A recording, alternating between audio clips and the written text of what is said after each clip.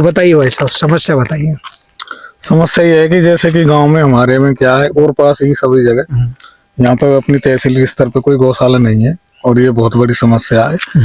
होता क्या है कि जैसे कि गांव में से जो भी आदमी हर आदमी से 100 रुपए के हिसाब से उगाई करते हैं, जो कि किसानों के लिए मजबूरी हो गया है ये करना, क्योंकि और पास कोई गौशाला नहीं है।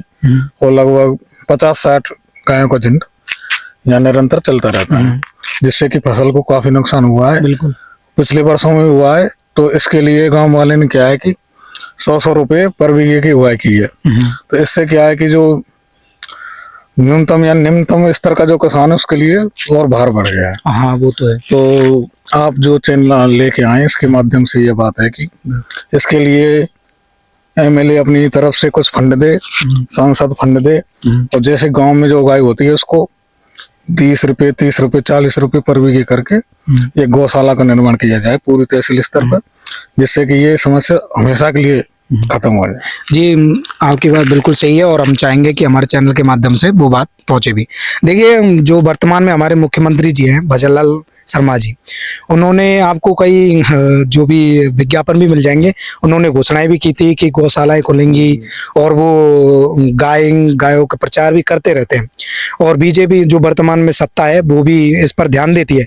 लेकिन क्या ये ग्राउंड स्तर जिस तरह से आपने बताया, अगर ऐसे ध्यान देती तो इतनी गाय शायद होनी नहीं चाहिए थी प्रत्येक में से।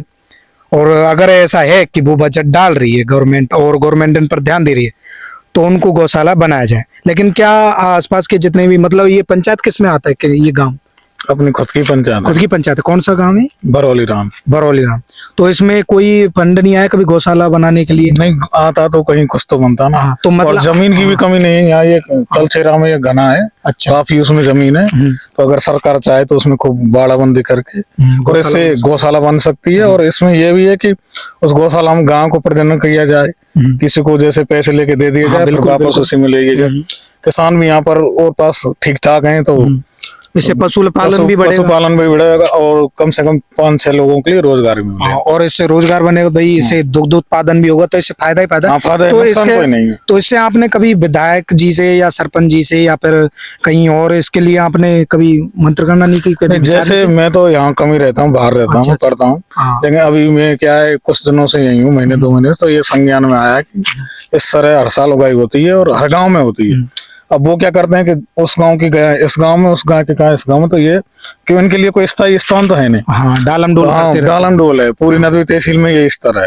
और मुझे गांव का पता नहीं, लेकिन नदवी में कोई फिलहाल कोई परमानेंट गौशाला नहीं है। अच्छा, अगर ऐसे 5-6 पंचायतों को मिलाकर एक गौशाला बना दी जाए तो ये समस्या आजीवन समाप्त हो जाएगी। तो दोस्तों, जिस तरह से उन्होंने बताया था कि इस काम में गाय की लेकर समस्या थी, हर बार इकट्ठे करते हैं पैसे और उनसे वो उन गायों को बाहर भेज दिया जाता है, और जैसे कि इनकी समस्या का समाधान ये था कि गौशाला यहाँ पर खोली जाए। बाकी गांव वालों से हम जानेंगे कि क्या क्या समस्या थी और कैसे क्या क्या समस्याओं को उनको सामना करना पड़ता है। बताइए आप।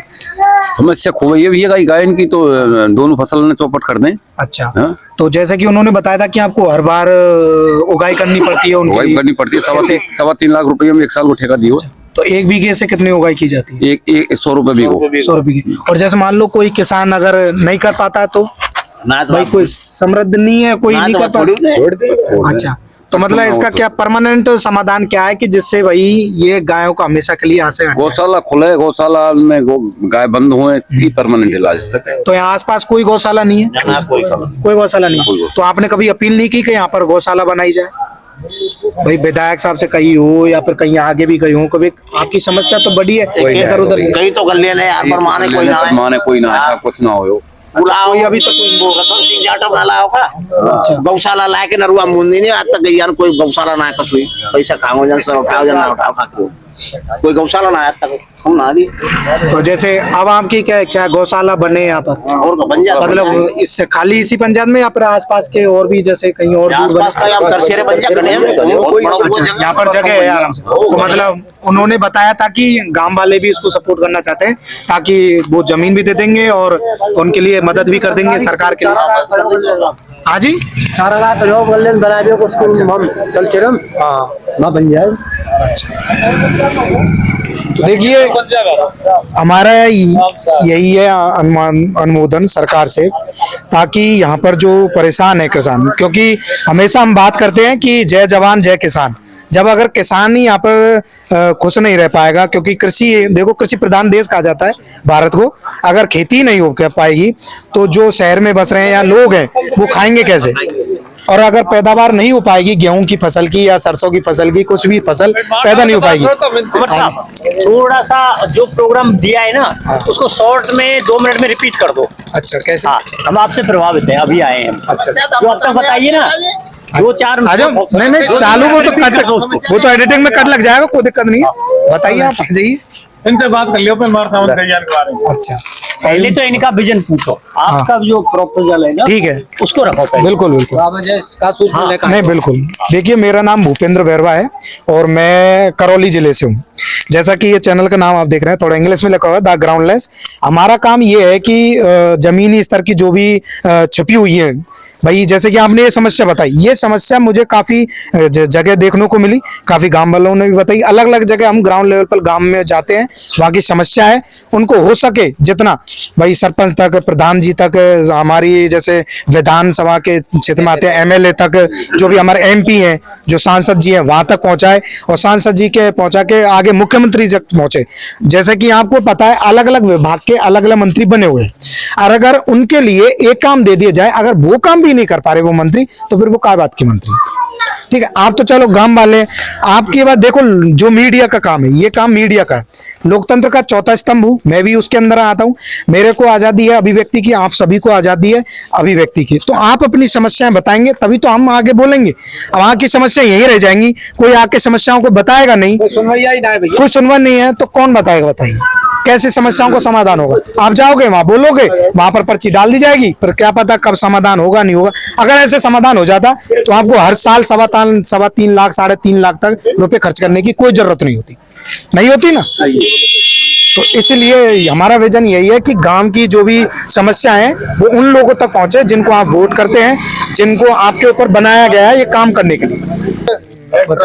आपका ये ग्राउंड लेंस, हाँ जी, ये मीडिया है ग्राउंड लेंस, बहुत बड़ा प्यारा नाम है। और इनके जो निर्देशक हैं बैरवा जी, बहुत अच्छी अभिव्यक्ति है इनकी।